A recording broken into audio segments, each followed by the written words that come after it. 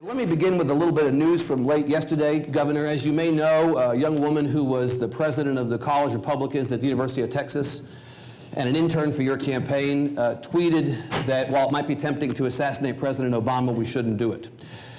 Subsequently, she apologized, pulled that tweet down, and last night the College Republicans in Texas called for her to resign as the president of the UT chapter. Is she still an intern on your campaign as of this morning?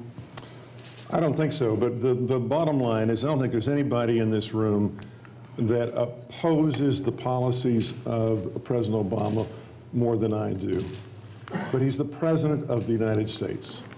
And as such, I respect the office, I respect him. Yeah. Now, from what my staff tells me, she was kidding, bad sense of humor. That's, for me, she went across the line. But she's apologized, and I'm not going to pile on. I understand. I think she's learned her lesson. From what I understand, I've never met her. She's a very bright young lady. She's got a future. Hold your head high. You apologize, move forward. Don't ever do anything like that again. Let me use this as an opportunity to ask you about the conversation that we'll be having about President Obama over the next year or so. You, in fact, sir, are running in a primary in which you're looking past the primary, I think it's fair to say, and looking past any Democrat who might be challenging you in November, and you're effectively running against President Obama. Your first ad that went up earlier this week was talking about the president. You've talked on the stump about the president. What kind of a conversation and in what tone, with what words should we be using to talk about the president in this case? Well, I have a lot of respect for the office of the presidency. I've got respect for President Obama. He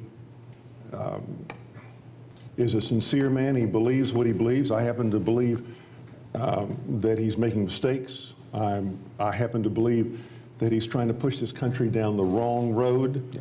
And there's a cliff not too far away. So I think that this should be a respectful debate. And if the voters of Texas send me to Washington, again, I'm going to be respectful, but I'm going to, I believe that we need to change the policies in Washington because they're crippling our country and they're keeping folks that want to work from being able to work.